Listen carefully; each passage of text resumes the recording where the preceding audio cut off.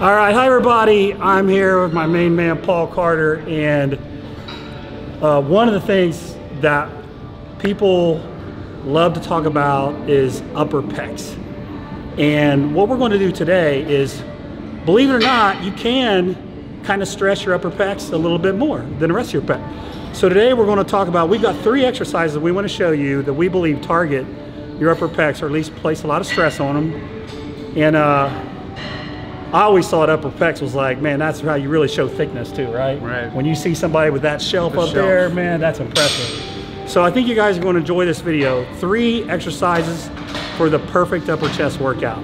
Okay guys, so we're gonna do 3 movements today that really hit the upper pec. And one of the things that we talk about, not to get too sciencey, is about the way the actual fibers of the upper pec run. And that is important to know, because if we want to stress the fibers the most effectively, then we want to make sure that our arm is moving in line with these way that these fibers run. So when you see a lot of guys doing incline press, you'll see them in this position, and yeah, you're still going to stress the upper pecs, but there's a little bit better way, and that's what we want to show. Is there's a little more optimal way to do this, and it's actually coming from this position where the arm is at about a 45-degree angle to the body, and then we bring it up and across the body just a little bit. And as you can see there, as I do that with John, we're really getting the upper pec to activate. So we want to be down at this angle here, right, in line with these fibers. You see how that runs? And then bring arm across the body on this. And that's how we're going to perform these incline dumbbell presses.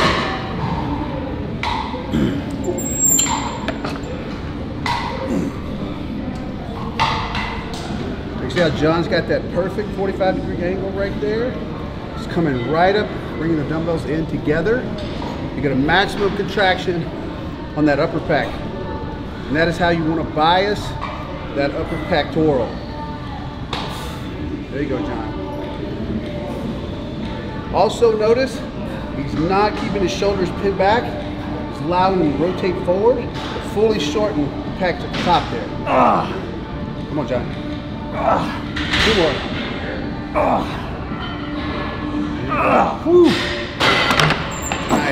Nice set. Yeah. You can almost feel the burn going like this. And that's the other part right there. You see a lot of guys doing this, is you talk about bringing the scapula back and holding it, but you actually see when John's pressing, John show that, you're actually going to allow the shoulder to rotate around the rib cage here. So you don't want to hold this shoulder back. John, show him what happens when you hold the shoulder back and you try to press, right? So now you can actually watch this. When he's in this position, this pec is still soft. Now John, let your shoulder rotate around and watch what happens. Go ahead. Now it's activated. So guys, when you're doing your pressing or you're doing your fly motions, you do not want to keep that scapula, keep those shoulders pinned back. You want to allow it to rotate around to get those pecs maximally contracted. Ideally on these, what I like to do, Paul, is I like to work my way up. You know, see, I'm either going to be targeting somewhere probably between 6 and 12 reps. Yep. But ideally, what I like to do, Paul, is I like to work up to 1 set to failure. And my thought process is, I don't want to do a lot of reps on the way up and fatigue myself. Right. I want to be able to get as much as I can for that top set. I know a lot of people probably tell you, oh, you should go to failure in every single set. You know, if we went to failure in every single set, I don't know that our top set would be very effective. What do you think? Well, generally, you know, it kind of plays into how we want the warm-ups to end up creating a better neural drive during the top set, right? So, you mean mind-muscle connection? Absolutely, yeah. Mind-muscle connection. Have you ever been in the middle, like you're warming up and you're not feeling so great, but you kind of extend the warm-ups out, and all of a sudden the light just turns on and you're like, man, I'm ready to go? Yeah. So that's all kind of a day-to-day feel thing, right? Yeah. So generally, because people ask about warm-ups a lot for whatever reason, what's the best way to warm up? Yeah. So in your top set, maybe 12 reps for a pretty lightweight, just to get the blood in there, feeling how the joints are feeling. Add a little weight, do a set of 10, maybe 12. Add a little more weight, do a set of 8, maybe see how you're feeling, right? And kind of gauge where you're going to make that jump to that last set. Right, exactly. And that's pretty much how I've been working warm-ups for 30 years, along the lines of that particular paradigm. Yeah. By the way, that one little set there I just did, it's still burning. Yeah. it feels great. And that's the thing, is that if you put enough stimulation into 1 set, 2 sets, yeah, what more can you get a lot of, you get a lot of growth reps out of those. You get a lot of growth. So that is exercise number 1. All right, for the second movement, we're going to do an incline push-up, but we're inclining the feet And John's also, he's gonna lift his butt up in the air just a little bit, because again, what we want going on here is you want this angle, the arm moving at this angle here in order to hit that upper pec. So without this angle, we're not gonna bias upper pec, we're gonna bias this middle portion of the pec, and we don't want that. So we gotta be at this angle here, and that's why he's gonna lift his butt up. If you can find a bench or something that's high enough to get your feet, that'll work too. But either way, this will still suffice.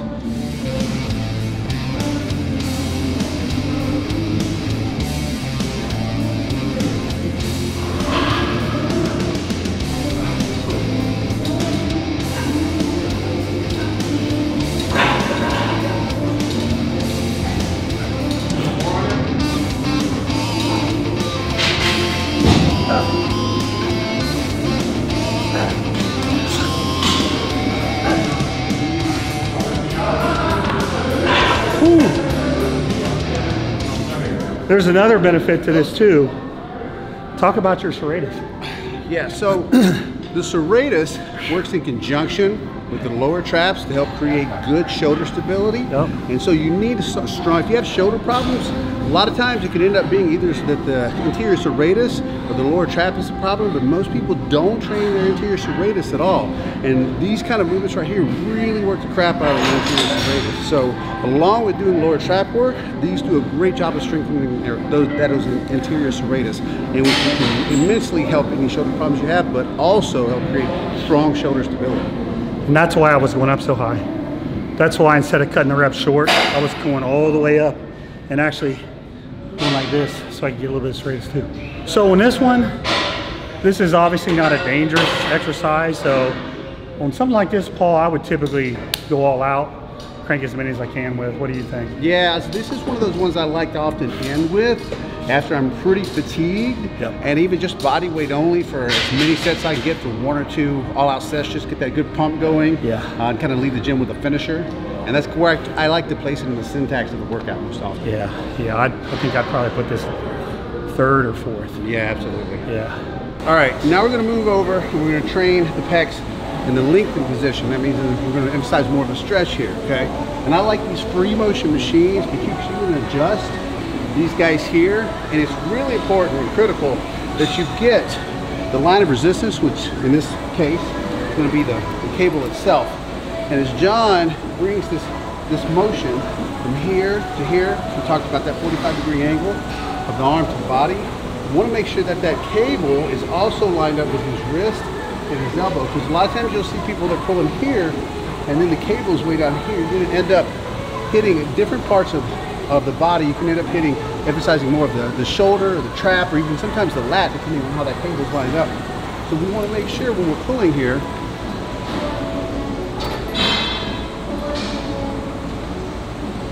that the cable is going to be lined up with the joints and with the muscle fibers appropriately. And there we go, that's perfect right there.